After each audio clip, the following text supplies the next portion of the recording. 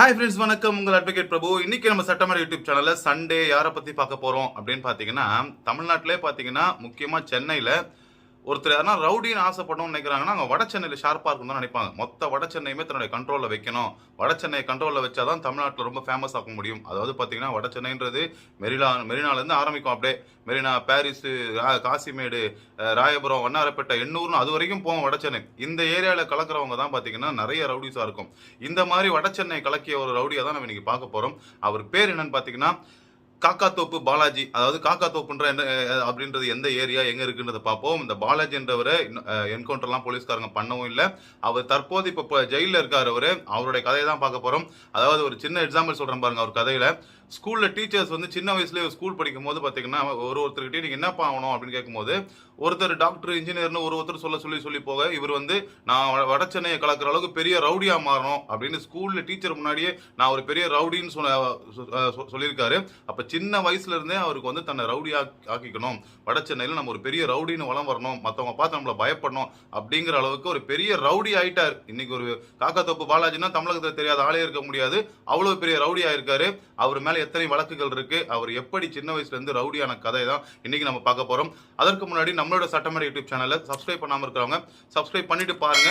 பக்கத்துல இருக்க bell button நமக்கு உங்க ஃப்ரெண்ட்ஸுக்கு எல்லாம் ஷேர் பண்ணுங்க. வாங்க வீடியோக்குள்ள போலாம்.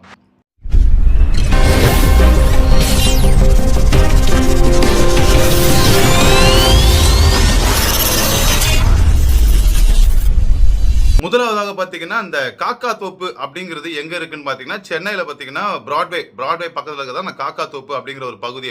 இந்த பகுதியை சேர்ந்தவர் தான் இந்த பாலாஜிங்கிறவரு. அதாவது பாத்தீங்கன்னா இவர் 9வது வகுப்பு வரை தான் படித்திருக்காரு. அதுக்கு மேல வந்து அவர் லைஃப் ஹிஸ்டரியே மாறிடுச்சு அப்படியே. அதாவது விஆர்என் கார்டன் வள்ளுவர் நகரை சேர்ந்த ராமலிங்கத்தின் மகன் தான் இந்த பாலாஜி. அதாவது இவருடைய ஏரியா வந்து காக்காத்தோப்புங்கிறனால தான் இவர் எல்லாருமே காக்காத்தோப்பு பாலாஜி. அது வரைக்கும் பாலாஜின்னு எப்போ வட சென்னையை முழுசும் கலக்கிட்டு தமிழகம் முழுவதும் இவருடைய பேரு பெரிய அளவுக்கு ஆயிடுச்சோ, அதுக்கப்புறம் தன்னுடைய பேருக்கு முன்னாடி எல்லா ரவுடிகளுமே ஒரு பேருக்கு முன்னாடி ஒரு அடைமொழி வைப்பது போல இவரும் என்ன பண்ணிட்டாரு, தன்னுடைய பேரை காக்காத்தோப்பு பாலாஜி அப்படின்னு இருக்காரு. இவர் என்ன பண்ணிருக்காரு, ஆரம்ப கட்ட காலத்தில் சின்ன சின்ன பஞ்சாயத்து அப்படின்னு அப்படிதான் ஆரம்பிக்கும். சின்ன வயசுல பாத்தீங்கன்னா சின்ன சின்ன கட்ட பஞ்சாயத்து எல்லாம் பண்ணிட்டு சின்ன சின்ன பிரச்சனைகள் பண்ணிட்டு சும்மா ஸ்டேஷன்ல போயிட்டு பஞ்சாயத்து பேசி அப்படி அனுப்பி மாதிரி இந்த மாதிரி சின்ன சின்ன பிரச்சனைகள் தான் பண்ணிட்டு இருந்தாரு. அவ்வப்போது காவல் நிலையத்துக்கும் போயிட்டு சின்ன சின்ன பிரச்சனைகள் தான் போயிட்டு வந்திருக்காரு. நடுவுல அதாவது பாலாஜியின் உறவினர் அவர் துரைன்னு ஒருத்தர் இருக்கார். அந்த துரையை பார்க்கும்போது துரை வந்து அப்பொழுதே பயங்கரமான ஒரு ரவுடியா வளம் வந்திருக்காரு காக்காத்தோப்பு பகுதியில துரையை பார்த்து எல்லாரும் பயப்படுறத பார்த்தோம்னா இவருக்கு சின்ன வயசுல என்ன இருக்கு, நம்ம சொந்தக்கார துரையை பார்த்து எப்படி பயப்படுறாங்களோ அதே மாதிரி நம்மளையும் பார்த்து பயப்படணும், நம்மளும் இந்த மாதிரி அப்படின்னா நம்ம இந்த மாதிரி நம்மளை பார்த்து பயப்படணும், நம்மளும் மிகப்பெரிய ரவுடி ஆகணும் அப்படின்னு சொல்லி ஜனங்க நம்மளை பார்த்து நடுங்கணும் அப்படிங்கிற ஆசை சின்ன வயசுல இருந்தே இவருக்கு வந்திருக்கு. அதன்படி அவரும் அவருடைய ஆக்டிவிட்டிஸ் எல்லாமே பாத்தீங்கன்னா பெரிய தாதாவாகணும், பெரிய ரவுடி ஆகணும், அந்த மாதிரி தான் அவருடைய மென்டாலிட்டியே இருந்திருக்கு. அதாவது நம்ம என்ன ஆகணும்னு நினைக்கிறோமோ நம்ம அப்படியே ஆகும் அப்படின்ற மாதிரி அவருடைய எண்ணமும் நான் சின்ன வயசுல இருந்தே நான் ரவுடி ஆகணும், என்னை பார்த்து ஜனங்க பயப்படணும் அப்படின்னு சொல்லி தான் ஸ்டார்ட் ஆயிருக்கு இவருடைய வாழ்க்கை. அதாவது பாத்தீங்கன்னா அந்த பகுதியில பாத்தீங்கன்னா காக்காத்தோப்பு பகுதியில் யுவராஜும் இன்பராஜ் இவங்க 2 பேர் வைக்கிறது தான் சட்டத்தில் எழுதப்படாத ஒரு சட்டம். இவங்க என்ன சொல்றாங்களோ அந்த ஏரியால இவங்க ரெண்டு பேர் வைக்கிறதா சட்டம்ன்ற அளவுக்கு பெரிய ரவுடியா இருந்தாங்க யுவராஜும் இன்பராஜும். இந்த யுவராஜும் இன்பராஜ் 2 பேர் நட்பு வந்து இவருக்கு கிடைக்குது. இவருக்கு கிடைச்ச உடனே இவரும் ஒரு ரெண்டு பெரிய கைங்களோட போய் சேர்ந்த உடனே என்ன பண்றாரு, பிரபல ரவுடி தாமு அப்படின்னு ஒருத்தர் இருந்திருக்காரு. அவருடைய அண்ணன் புஷ்பா, அந்த புஷ்பான்ற கொலை தான் கொலை காக்காத்தோப்பு பாலாஜிக்கு. அவர் பாத்தீங்கன்னா அதாவது மூலக்குத்தலத்தை சேர்ந்த பிரபல ரவுடி தாமுவின் அண்ணன் தான் இந்த புஷ்பா. இந்த புஷ்பாவை போடுறதுக்கு 3 பேருக்கும் அசைன்மெண்ட் கிடைக்குது. 3 பேரும் சேர்ந்து தான் இவரை போடுறோம் அப்படின்னு முடிவு பண்றாங்க. முதல் கொலை என்ன பண்றாங்கன்னா புஷ்பாவை கொலை பண்றாங்க. இதுதான் காக்காத்தோப்பு பாலாஜி செய்த முதல் கொலை செஞ்ச உடனே ஏரியால எல்லாருமே அலற ஆரம்பிச்சிட்டாங்க. காக்காத்தோப்பு பாலாஜியோட பேரு கொஞ்சம் கொஞ்சமா வெளியே வருது கொலை பண்ண உடனே. அப்போதுல இருந்து பாலாஜி வந்து காக்காத்தோப்பு பாலாஜியாக மாறுறாரு. காலப்போக்கில் பார்த்தீங்கன்னா ஊர்ல எல்லா ஊர்லயும் பக்கத்துல ஊர்ல இருக்கிற எல்லா ஒரு காவல் நிலையத்து ஏட்டுலையுமே இவர் பேர் கொஞ்சம் கொஞ்சமா ஏற ஆரம்பிக்குது. காலப்போக்கு எல்லாருமே பார்த்தீங்கன்னா ஒரு கட்டத்துல பாத்தீங்கன்னா பாலாஜிக்கும் யுவராஜுக்கும் ஒரு போட்டி மாதிரி வந்தது, யார் பெரிய ஆளுன்ற மாதிரி.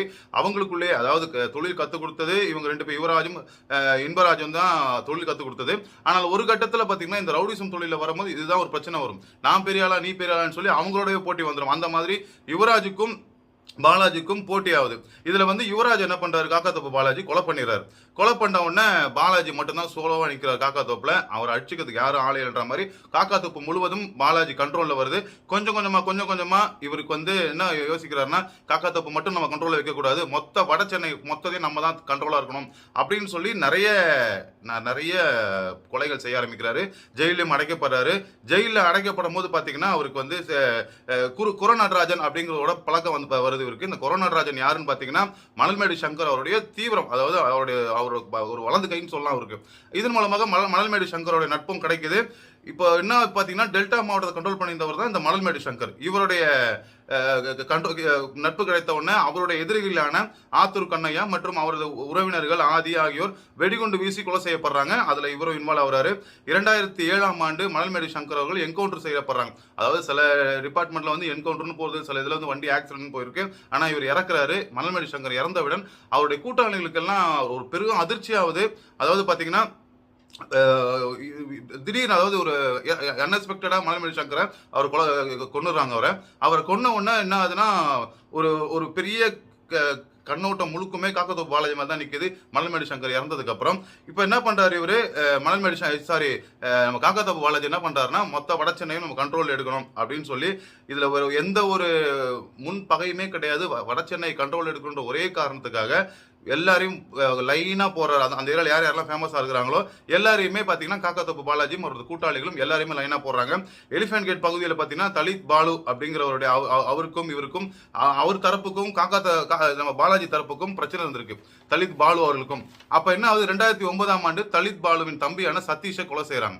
அதே மாதிரி 2011ல ஒரு கொலை செய்திருக்காங்க. அந்த கொலையை வந்து இன்னும் போலீஸ்காரங்க அதை பத்தி பேசினா நெஞ்சில அதிர்வு இருக்கிற மாதிரி ஒரு கொலை செஞ்சிருக்காங்க. அதாவது பாத்தீங்கன்னா பில்லா சுரேஷ் அப்படின்ற ஒருத்தர் கொலை பண்ணிருக்காங்க. அதை எப்படி கொலை பண்ணிருக்காங்கன்னு பாத்தீங்கன்னா, அவர் வீட்டு மேல் கூரையை உடைச்சி காக்காத்தோப்பு பாலாஜியும் அவருடைய கூட்டாளிகளும் உள்ள இறங்கி அவர் மனைவி கண் முன்னாடியே பாத்தீங்கன்னா அவருடைய தலையை அறுத்து கொலை பண்ணியிருக்காங்க. அந்த அளவுக்கு ஒரு கொடூரமான ஒரு கொலையை பண்ணியிருக்காங்க. அதை இன்னுமே போலீஸ்காரங்க 2011 கொலை நினைச்சாலே அவங்களுக்கு கொலை அரும் அளவிற்கு ஒரு பயம் கொடுக்குமா, அந்த அளவுக்கான ஒரு கொலை அது. அது மட்டும் இல்லாமல் பாத்தீங்கன்னா நம்ம பில்லா சுரேஷை கொலை பண்ண அடுத்த ½ அன் அவர்லயே பாத்தீங்கன்னா நேரா போயிட்டு விஜய் என்கிற விஜயகுமாரை கொலை பண்ணிருக்காங்க. அடுத்த அரை மணி நேரத்துல கரெக்டா 1 மணி நேரத்துக்குள்ள 2 கொலை, அதுவும் கொடூரமான கொலைன்னாலே போலீஸ்காரங்க எல்லாம் அள்ளு கிளம்பிடுச்சு. இது மாதிரி ஒரு காவல்துறை எல்லாருக்குமே ரொம்ப அதிர்ச்சி ஆச்சு. ஒரு பக்கம் காவல்துறை அதிர்ச்சி ஆனாலுமே இன்னொரு பக்கம் காவல்துறை சரியில்லையே வளர விடுறோமேன்ற மாதிரி ஒரு கண்ணோட்டத்துல பாலாஜியை பார்க்க ஆரம்பிக்கிறாங்க. பாலாஜியை அதாவது இந்த 2 கொலைகளுக்கு அப்புறம் பாத்தீங்கன்னா காக்காத்தோப்பு பாலாஜின்னு பேர் சொன்னாலே வட சென்னையில யாரும் தெரியாத அளவுக்கு இல்ல. டெல்டா மாவட்டங்களையும் வேற மற்ற மாவட்டம் எல்லா இடத்துலயுமே காக்காத்தோப்பு பாலாஜியோட பேரு ரொம்ப ஃபேமஸ் ஆகுது.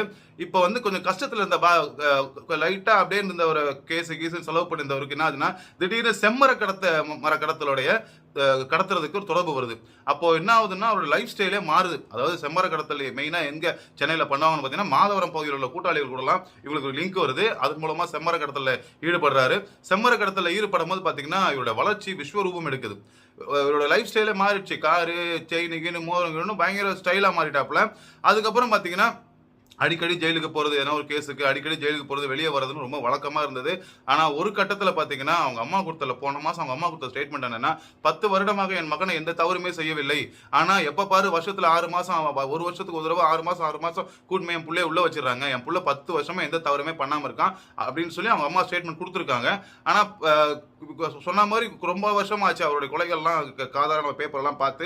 ஆனா இப்பொழுதும் போலீஸ்காரங்க எப்ப பாலாஜியை பார்க்கணும்னு தோணுதோ கூட்டுமே உள்ள உட்கார வச்சிருக்காங்களா. யாரா வெளியூர்ல இருந்து வேற பெரிய பெரிய மினிஸ்டர்ஸ் வராங்களோ இல்ல சென்ட்ரல் மினிஸ்டர்ஸ் வந்தாலும் சரி, யார் வந்தாலும் பாதுகாப்பு கருதி காக்கத்தோப்பு பாலாஜி உள்ள உட்கார வச்சிடறாங்க. அடுத்ததாக பாத்தீங்கன்னா ஒரு போலீஸ்காரோட வாக்குமூலம் என்னன்னா, தமிழகம் முழுவதும் 25 கொலை வழக்குகள், ஆள் கடத்தல், அடிதடி, பணம் கேட்ட மிரட்டுதல் என 50க்கும் மேற்பட்ட வழக்குகள். தமிழகம் இருக்கிற முக்காவாசி மாவட்டத்தில் இவருக்கு வழக்கு இருக்கு. அதே மாதிரி பாத்தீங்கன்னா போலீஸ்காரங்க இவ்வளவு கேஸ் வந்த உடனே எப்படின்னு சொல்லிருப்பாங்க, போட்டலாம்பா இவர் என்கவுண்டர்ல அப்படின்னு போடவே இவர் திருந்தி வாழ்ந்திருக்காரு. இந்த 10 வருஷமா அவர் திருந்தி வாழ்ந்தனாலதான் இது வரைக்கும் அவர் என்கவுண்டர்ல போடல அவரை. இப்ப பாத்தீங்கன்னா விசாரணை குண்டாசு அப்படின்னு அப்பப்போ உள்ள போட்டுறாங்களாம். இப்போ போலீஸ்காரங்க தேடிட்டு வந்திருந்தாங்க. ரீசெண்டா ஒரு 6 மாசத்துக்கு முன்னாடி வரைக்கும் ராயப்பேட்டை பகுதியில் போலீஸ்கார் சோதனை செய்த போது மாட்டினாரு. அப்பயும் ஒரு குண்டாசை போட்டாங்க. அதுக்கப்புறமா பாத்தீங்கன்னா அப்போ கூட்டிட்டு போய் எம்கேபி போலீஸ் ஸ்டேஷனை வச்சு நைட்டு ஃபுல்லா விசாரணை பண்ணி அப்புறம் ஒரு குண்டாசை போட்டாங்க, வெளியே வந்தாரு. இப்போ பாத்தீங்கன்னா போன மாசம் பாத்தீங்கன்னா விழுப்புரம் அருகே என்ன பண்றாங்க, அவரை அரெஸ்ட் பண்றாங்க. அவரை அரெஸ்ட் பண்ணிட்டு இப்ப என்னன்னா அவரை கூட்டின்னு போயிட்டு உள்ள வச்சுக்கிறாங்க அவரை. இதுவரைக்கும் குண்டாசு விழுந்திருக்குன்ற சில பேர் சொல்றாங்க, குண்டாசு விழலன்றாங்க. ஆனா ஒரு மனுஷன் திருந்தி வாழ்ந்தாலும் இந்த கதை எதுக்குன்னு பாத்தீங்கன்னா, ஒரு காலத்துல பாத்தீங்கன்னா அதாவது வடசென்னை ஆட்டி படைத்தவர், அதாவது வடசென்னை தென் சென்னை 2 பகுதி இருக்கு. தென் சென்னையில பாத்தீங்கன்னா சிடி மணின்றவர் ரொம்ப டானா இருந்தாரு. வடசென்னையில பாத்தீங்கன்னா காக்கத்தோப்பு பாலாஜி தான் டானா இருந்தாரு. இந்த மாதிரி 2 சென்னைகளையும் இவங்க தான் ஆட்சி செஞ்சுட்டு இருந்தாங்க. இந்த நேரம் தான் நம்ம கமிஷனர் உள்ள வராரு சங்கர் ஜிவால். சங்கர் ஜிவால் வந்தோடனே என்ன சொல்லிட்டாருன்னா, முக்கியமான எல்லா கைகளுக்கு உள்ள உட்காரங்க அப்படின்னோடனே சிடி மணியை உட்கார வச்சிட்டாங்க உள்ள. சிடி மணியை கையோட போட்டு உள்ள உட்கார வச்சோடனே இவர் காக்கத்தோப்பு பாலாஜி உள்ள உட்கார வைக்கிறாங்க.